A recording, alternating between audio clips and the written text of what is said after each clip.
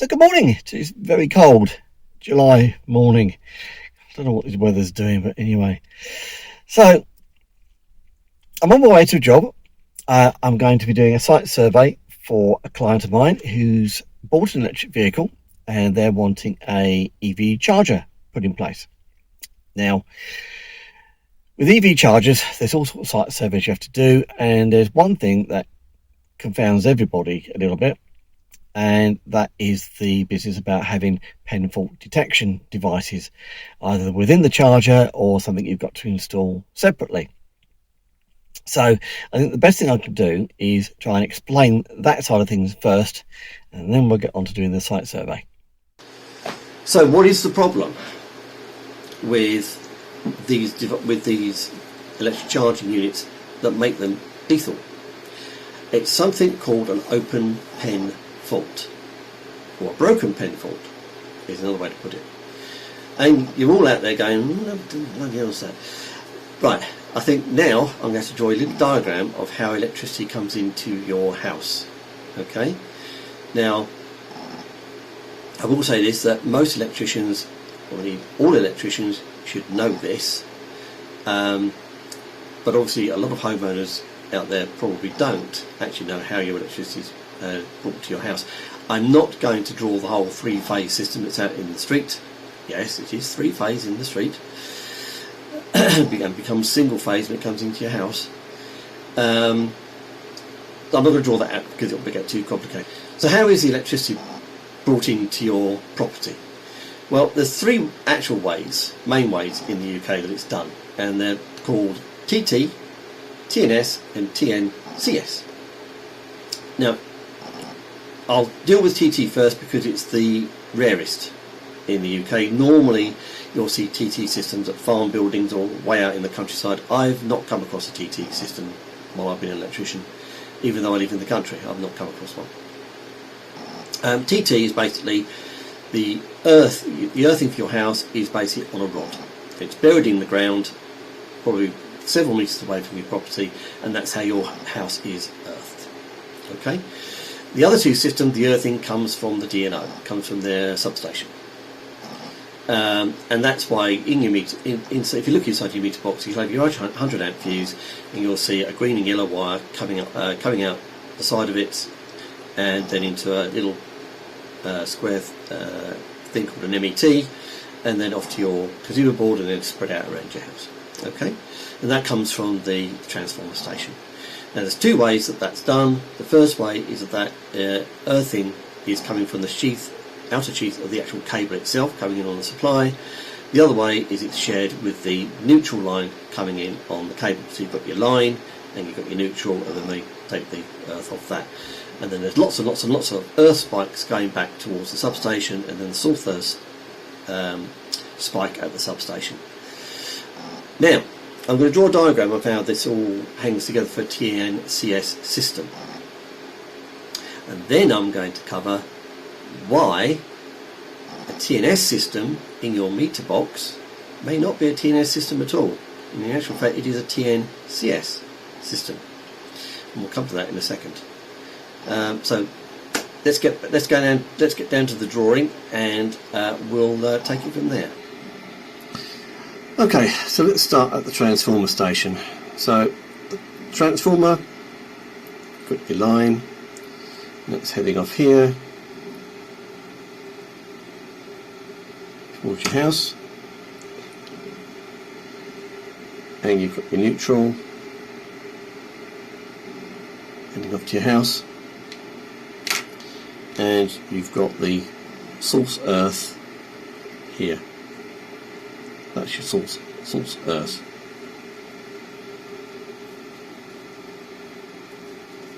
Okay.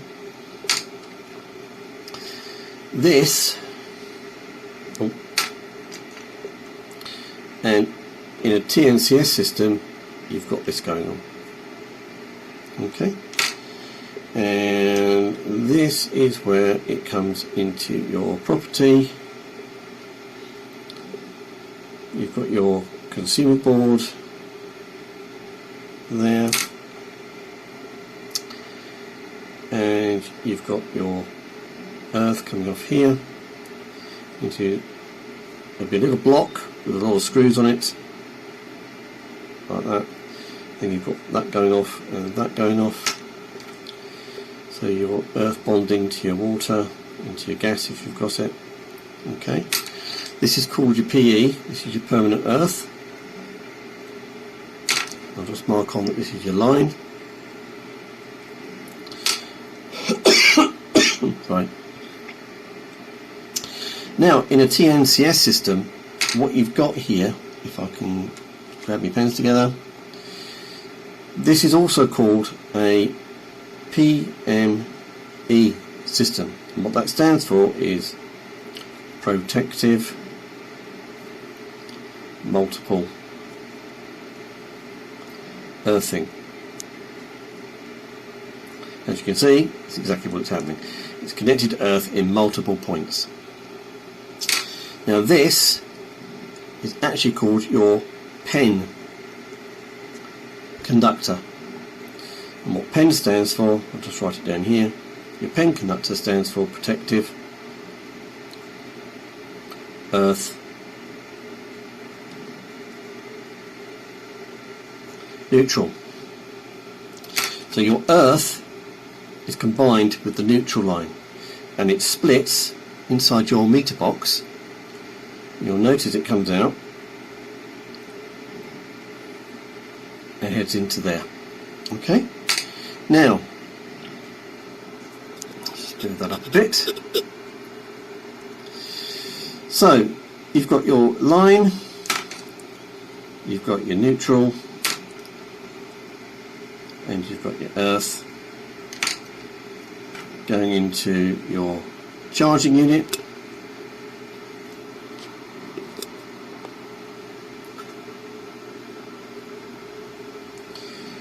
And then you've got your nice little black cable coming down here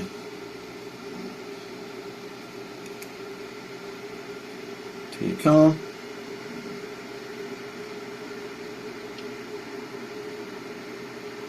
And here's Tim. Okay, now what's wrong? There's nothing wrong with that. That worked absolutely fine. If there was an earth fault in the house, the RCD would take care of it. No problem at all. Alright? However, what would happen if the cable was to break there? You'd have your 230 volts coming down your line, coming up into your EV charging unit, down to your car, and then going back along your neutral, along here. It's supposed to be coming along here, but it can't. Oh, but hang on a minute, I still have a route I can take. So your 230 volts is now coming down here on your earth cabling, making your water and gas pipes live with 230 volts, coming back here and making everything else in your house live with 230 volts, including the EV charger, and your car is now at 230 volts. Now that's not a problem because it's got rubber tyres, so it's insulated from the ground until such time that Tim comes along and touches that car. He is now part of the earthing arrangement, and 230 volts is going through him, and it's bye-bye Tim. That is why, if these EV charging units are put in the wrong way, they are lethal. In 722, there should be no way of any earthing being used in a TNCS system that can go back to the transformer. It has to have its own earthing arrangement, which is TT, or there must be something inside this that can detect when that happens. Now you might be saying, well, why didn't the RCD fire? Well, because there's no difference in the voltage on these two lines. In an earth fault, there'll be a difference between these two lines in the voltage, and that's what triggers your RCD. But there isn't in this case. The RCD is perfectly happy. Now, You might think that this is unique to a TNCS system, and you'd be right. If you did indeed have a TNS system, then this wouldn't occur, because the TNS system takes its earthing from the sheath of the cable. However, come down a bit. Let's say there's a break in a TNS cable. So you've got in the TNS system, underneath your road, there's your line, there's your neutral, and your earth. Let's just draw the cable over the top. There you go. And your earth is coming from the sheath of the cable. Okay, so it should be a straight line. There you go. Now, there's a break in that cable, and it has to be repaired. Well, these days they're not going to repair that cable with one of these older type cables. They're going to replace it with one of the new ones, and they'll only have a red and a blue.